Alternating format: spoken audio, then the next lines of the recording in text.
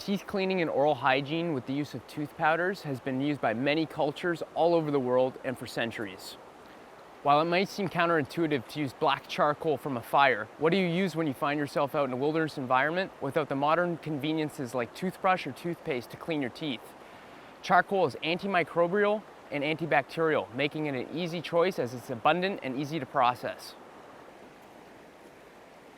So our first step is to use our river rock, and we're going to slowly add in small amounts. And careful not to lose any of the charcoal. We're just going to begin to process it and crush it up. And you really want to take your time with this step, as the charcoal can be extremely abrasive on your enamel, so it's extremely important to process into a fine powder, as anything else, impurities or wood, can actually cause a lot of damage to your teeth. Charcoal is extremely porous, and that's what attaches to all the bacteria and plaque in your mouth, removing it and cleaning your mouth in the process. And it's made through high heat with low oxygen, through the burning of vegetation, and in our case, hardwood. So with our charcoal processed into a fine powder, I've gone through and collected all of the little impurities or hard pieces of wood. Anything that isn't fully charred has been removed. Now I'm actually just going to grab our chew stick, and all I've done is separated this off the tree, and one end resembles a brush, like a modern toothbrush, and the other end actually resembles a toothpick. So now what I'm going to do is further process this by chewing on it and using my saliva to soften up all the fibers and make it a little less aggressive on my gums and my teeth. And you can see it's almost starting to resemble a toothbrush. So with our chew stick constructed and ready to go, we're now actually just going to grab our canteen with our water, pour some in our cup so that's ready to go. And I'm just going to dip my brush, my chew stick, in the water. I'm just going to dab into the charcoal.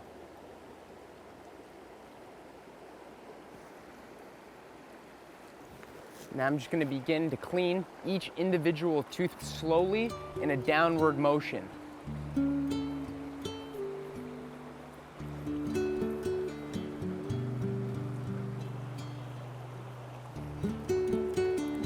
I'm just going to reapply a little bit more charcoal. And it's important to go extremely slow and gentle, as can be extremely abrasive and you're using natural materials.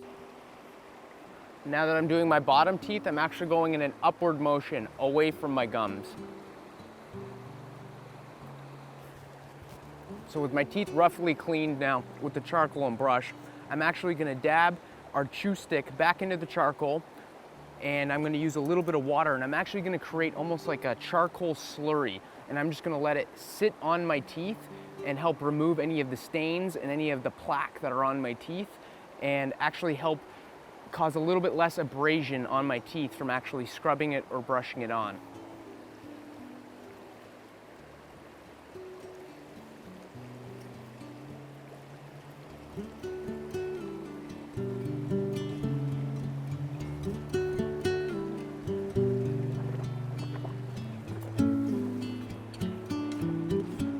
It's important after this process, your hands, your teeth, your mouth, everything can be stained extremely black for a period of time, especially around your gum line.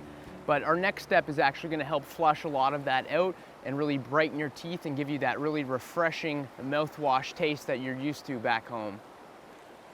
So with our charcoal now out of the way and effectively cleaning our teeth, we're going to move on to our next stage, and that is actually processing peppermint. And there's a reason that peppermint is put in most mouthwashes, toothpaste, and oral hygiene products. And it's not just because it's refreshing, but it actually has antiseptic properties as well as antibacterial properties. So even if you can't find charcoal, this step alone, if you could actually find mint, will actually help clean your teeth. And in the same method as how we process the charcoal, I'm just going to begin to process them. And this is really just going to break up the leaves and release a lot of the essential oils. and the menthol that we're going after. And this method can also be done just by placing in your mouth and chewing on it. But for the sake of what we're doing today, we're going to be adding it into our water and creating a mouthwash, which will actually also help freshen our breath,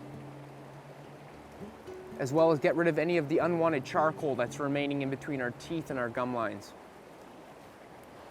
So now that we've processed all of our peppermint and we've actually put it into our water, and all I'm going to do right now is actually just separate some of the leaves.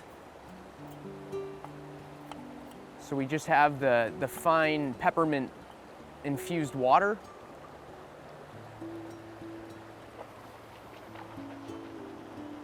And just like mouthwash, I'm going to rinse and spit.